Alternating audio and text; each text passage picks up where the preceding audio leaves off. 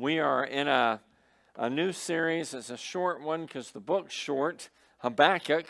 We are basically going through that. Habakkuk's a minor prophet. Now I'm going to ask you a question. Why is Habakkuk a minor prophet? Why isn't he a major prophet? Anybody know the reason for that? It's all based on the length of the book. The major prophets, it's all about the length of the material, not the content. Because you hear that, you go, he's a minor prophet, or he's one of the small guys. No, he had a big message. It's not about the message or the call, it's about the length of what he said. There are a lot of preachers today that would be major preachers. Because they, well, hold on, I'm not going to say that. Hold on, we'll back off of that. But he's a minor prophet in the sense that his book's 3 chapters. That's all you really know about him. But he talks in this book about how to interact with God in a healthy way by faith in difficult times. And the book really starts with how long, O Lord, is this going to happen? And it ends with even if. And that may be the kind of faith I think it is that we need and that we live out. The key theme is honestly how to live faithfully before God. It says in Habakkuk 2:4, the righteous shall live by his faith or her faith. And that's the key, to live honestly by your faith in this world. That's not easy to do, is it? So many times it's tempted to put your faith aside for Sunday morning or for spiritual things and to live out of the business model or whatever model the rest of the week. How do you, when you don't see everything the way it's supposed to be, how do you live by faith? Today we're going to be looking at really what's continuing the prayer of Habakkuk. And we're going to pick up in Habakkuk 1 verse 12. Habakkuk 1 verse 12. Habakkuk speaking goes, "Are you not from everlasting, O Lord my God, my Holy One? We shall not die. O Lord, you've ordained them," is talking about the Chaldeans or the Babylonians, "as a judgment, and you, O rock, have established them for reproof. You who are of purer eyes than to see evil and cannot look at wrong, why do you idly look at traitors and remain silent when the wicked swallows up the man more righteous than he? You make mankind like the fish in the sea, like crawling things that have no ruler. He brings all of them up with a hook. He drags them out of his net. He gathers them in his dragnet, so he rejoices and is glad.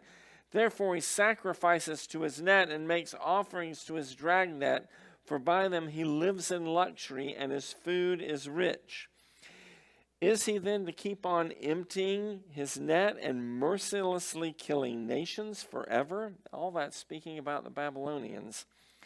And then here's the end of his prayer. He goes, "I will take my stand at my watchpost and station myself on the tower and look out to see what he will say to me and what I will answer concerning my complaint."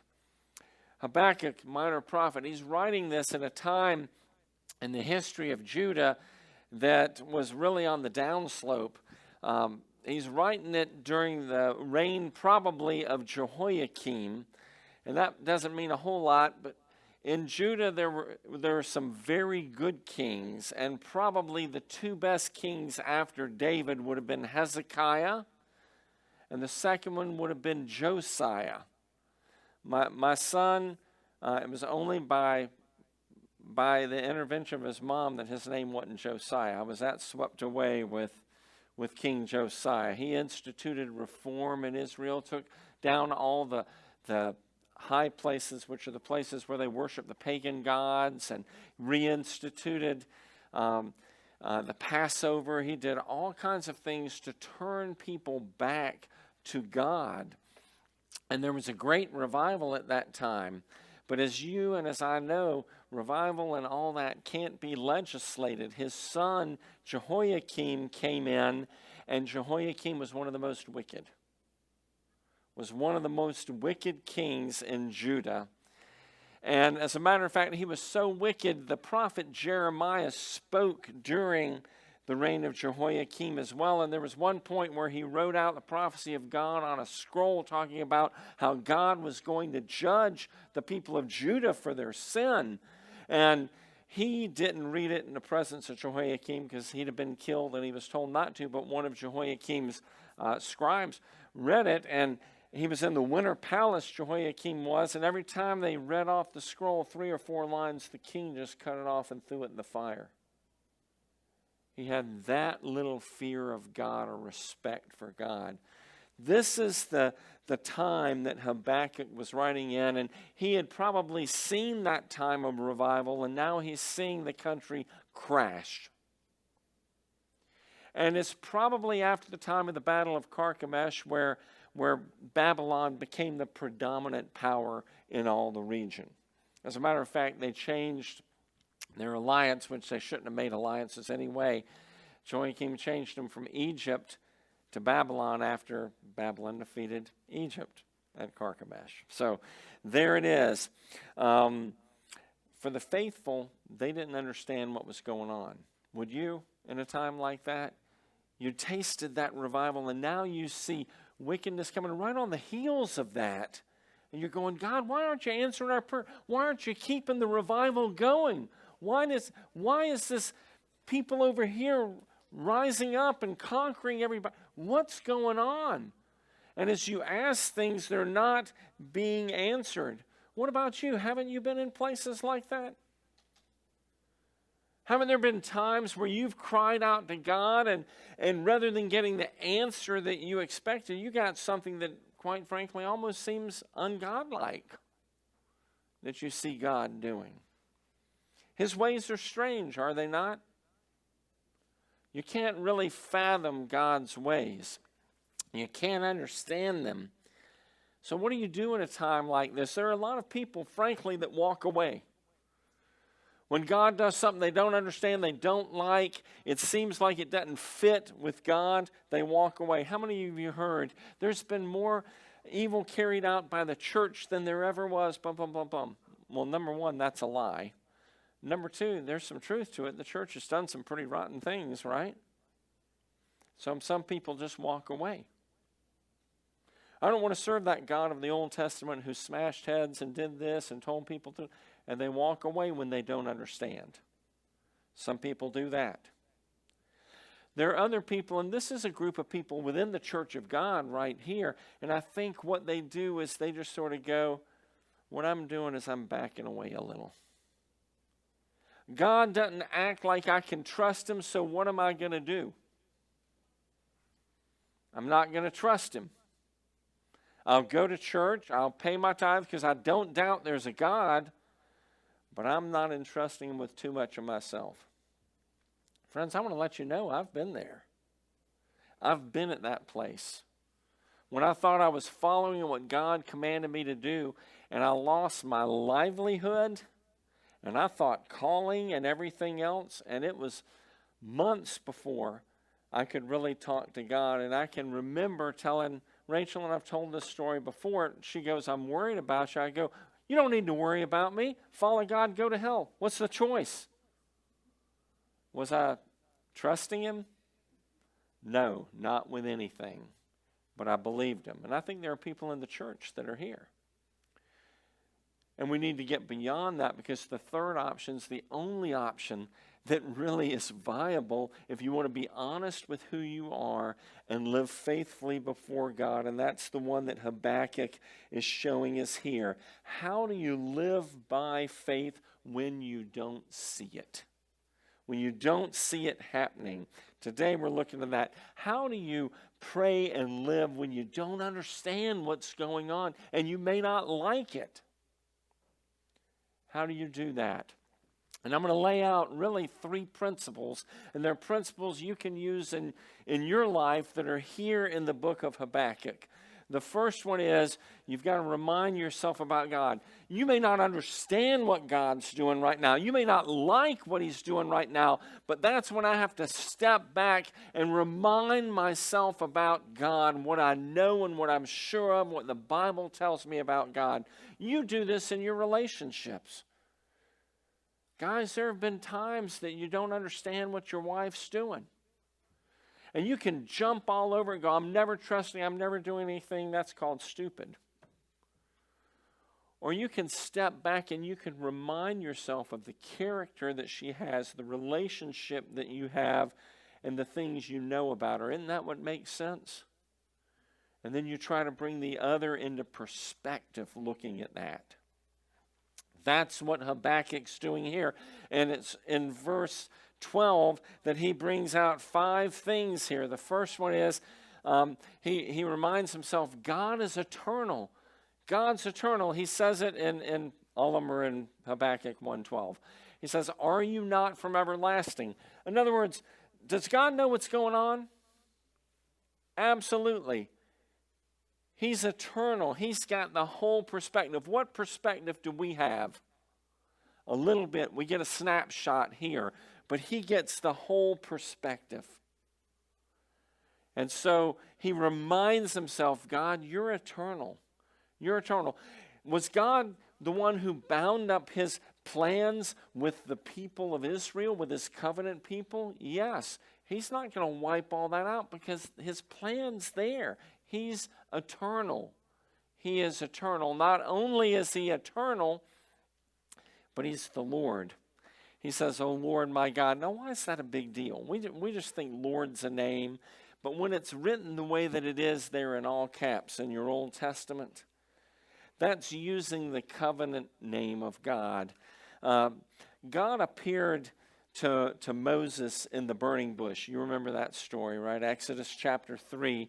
And he calls Moses to go back to Egypt to lead his people out. And Moses has been shepherding sheep out in the wilderness for 40 years. He hadn't been in Egypt. And he goes, when they go, who sent you? What am I going to say? And God goes, you tell them, I am sent you. And that's the name, the Lord. I am. And it's literally, in the Hebrew, it's an imperfect verb, which basically means it keeps going on in time. It's literally, I was that I was, I am that I am, I will be what I will be. We can't say that. You can't affect what you were, can you? Your parents played a role in that. You live in America, why? Well, you may have immigrated here, that's fine, but if you were born here, it's because God put you here. You could have been born somewhere else. You've got some influence over who you are now, do you not? But there are a ton of other influences coming in. And you don't know, quite frankly, the who I'll be, because sickness and illness and all kinds of things and other people's decisions can enter in and they can shift and change things. But God is self-determined, is what it's called. He is the rock there. He is the Lord. He is. Man, when we're trying to figure out who we are, it's best to be connected to the one who is, rather than to a world that shifts. And God is the one who is. He is, period. Remind himself of that. He's not trying to cozy up to the Chaldeans because he needs something from them. He doesn't need anything. Does that make sense? He's the Lord. He's the Lord. The third thing is, he's holy. Holy literally means separate, which means separate from all the things that pull you to evil. He is not evil. He's not tempted by evil, and he doesn't tempt you with evil, and he doesn't do evil things. Period. God is holy. Habakkuk calls him my Holy One. So when you don't understand something, it doesn't look right, you don't see how it fits with God's holiness, you've got to remind yourself that he doesn't change, and by definition, he's what? Holy. He's holy. The fourth one is he's almighty. He's almighty. And in verse 12 it says here, you've ordained them, talking about the Babylonians, as a judgment, and you, O rock, have established them for reproof. Have you ever met people who think they're beyond God? God can't touch them? He can. Because everything in the universe is under his control. One of my favorite stories is Voltaire was a satirist, basically in the Enlightenment period, and he hated the church. Hated it. His dying words, he was on the deathbed, and there was this between him and the church, and so the bishop went to see him, and he goes, "I'm here to see you." And Voltaire goes, "Who sent you?" The bishop thought he'd be really smart, and he said, "God sent me." And Voltaire, before he dies, goes, "Let me see your credentials." He was that hard toward the things of God. You know what's in his house right now? Bible printing. Tell me God doesn't have a sense of humor. And tell me he's not more powerful than you can imagine. He is. So where you think something may be beyond his power or control, it's not. And I say this out here for you and for me because I've been at the point before where I know it's, man, God, I know you're all powerful, but I'm not seeing it here right now, and it's not unfolding the way I think it should. So what I'm going to do is I'm going to withdraw my trust rather than trusting you to do what is best. Does that make sense? I act in the way, I may believe here that he can do anything, but the way I'm acting in my lack of trust for him, I either think he doesn't care or he can't. And so I sort of withhold from him some of my affection. I don't know any other way to put it. And the last one is God is faithful. And he goes, "We shall not die." And God's promise to you is faithfulness. He'd bound himself to the people of Israel by covenant, and there were going to be people that died. Habakkuk may have been one, but what he's laying out here is the fact that if God's bound himself to Israel, he's promised to multiply them, which we're part of that multiplication as the church. Is he going to lie about that? He's faithful. How many promises of his have failed? 0 according to the Bible. And as a matter of fact, the promise to you and to me now in Christ as we go through these struggles is he will work everything, if you are a follower of Jesus, every single thing in your life to your good. Everything 100%. You go, "I don't know, my life hadn't been that good." And part of me goes, well, it has been according to God if you're a follower of his. I didn't say pleasure or comfort. I said good. And the amazing thing about that is he even does that with your sin, because as a believer, when you sin, God turns you over to that, and he'll judge that. But he even takes sometimes that sin that you've thrown yourself into when you turn back to him, and guess what he does? He works that for your good and the good of others. I've been through a divorce. There's sin bound up in divorce on both sides. Guarantee you. In mine it was. And what God has done is he's given me a sensitivity and a ministry to people that are divorced where they can see the restoration of God, the most painful thing that happened in my life. He can do that. He's faithful and he doesn't abandon us. He never abandons us, period. This pattern isn't just here in Habakkuk. I've got in the notes other places in the scripture. I'm just going to pull a few of them up because so many of the psalms or prayers, I'm not pulling them up there. I'm just going to pull a few of them up here. I'm going to start with Psalm 13. Listen and tell me if this doesn't sound similar. "How long, O Lord, will you forget me forever? How long will you hide your face from me? How long must I take counsel in my soul?" Blah, blah, blah, blah, blah. And then he goes, "But I've trusted in your steadfast love." What's he saying about God? What's his love? Steadfast. Even though he doesn't see it, he feels abandoned. He's going, "I've trusted." You see it again in Psalm 57. In Psalm 57, it says this. "I cry out to God Most High, to God who fulfills his purpose for me. He will send from heaven, will save me. He'll put to shame, blah, blah, blah." But he goes on, he goes, "My soul's in the midst of lions. They set a net for my steps." He's not seeing God work it out. But he's bringing out from his story, he trusts God to work it out. Psalm 86, Psalm 77, throughout, you see that more and more. You've got to remind yourself what you know about God. And friends, again, this not only works in your relationship with God, it does. It's not the thing to do, but try it in your other relationships too. Rather than jumping to conclusions and severing and backing away, why don't you remind yourself of what you know about the person? Now, guys, this may be something that encourages you. You go, yeah, they've always been this way, but if they've always been a jerk, do you expect that to change like that? God can change that. But I've seen cases where people always think, well, you know, I know they've hit me. I know they've stolen my money. I know they've done this, but. And I'm like, stop. Act based on what you see with their character. You certainly should do that with God. Maybe that's a way to do with others as well. And then once you remind yourself of their character, you've got to hang in there with what you don't understand. You've got to hang in there with it.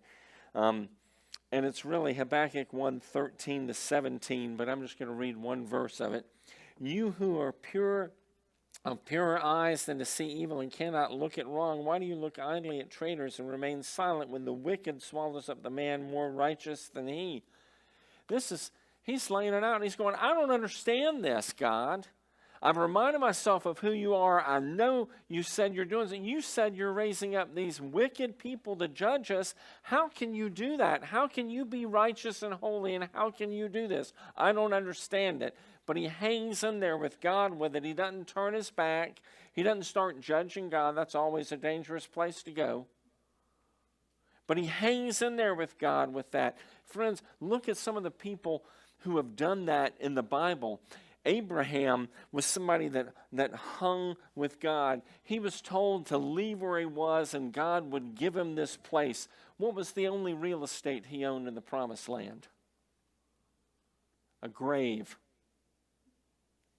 for his wife was the only promise that he saw fulfilled of that. But he hung in there with God. David was promised to be king. How many years did he run and hide from Saul? It was over a dozen. In caves, his life hanging by a thread, so he says. You see it with people like Sarah was promised that she would have a child. How long did it take for that promise to be fulfilled? And how old was she? That's one of my fears. I wouldn't want one. Yeah, she was 90. And that promise was given years earlier. And it was fulfilled when it never should have been fulfilled, humanly speaking. And look at Mary, the mother of Jesus. She could have been exposed to open shame and ridicule and ultimately death because an unmarried woman was pregnant. And who believes a story about a virgin birth? Well, thankfully Joseph did, right? But she hung in there with it. Don't you want to be one of those people who, when you don't understand something, rather than just chunking it all or never investing in God again, you give yourself more fully? Think of the words of Mary. Here I am, the Lord's bondservant. May it be done to me according to your word. Maybe that should be our response as we hang in there with God when we don't understand. You're not going to understand everything because A, you're not God, and B, his ways sometimes just aren't very easy to understand. And then the third thing is the posture that you got to be in, and that's to wait. This isn't the walk away. This isn't the back away. This is hang in there. And you don't get tired of it. You sit and you wait to see what he's going to do. In chapter 2, verse 1, Habakkuk says, I'll take my stand at my watchpost, station myself on the tower, and look out to see what he'll say to me and what I will answer concerning my complaint. He was going to hang in there with God in the long haul. He was going to wait no matter what until he's answered. Man, Job had that response too, and he got answered. We get tired, we get lazy, we get complacent. the places where we need to be hanging in there with God in the tough times. Friends, again, I'm just going to tell you, I'm going to ask, really. Where is it God's done something you don't understand that maybe you're still reeling from? Where do you feel that God has let you down?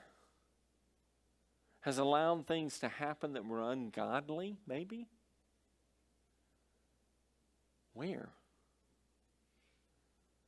And I want to challenge you, rather than backing away from God to some degree because of it, because you know what? How much of you does God want? It's not just 10%. The tithe's 10%. Maybe we treat our lives like I give God 10% of me. I'm doing pretty well. God wants 100% of you. Jesus died to redeem all of you. Is there a place where you're backing away or not trusting because of what you've seen or the inaction that you've seen?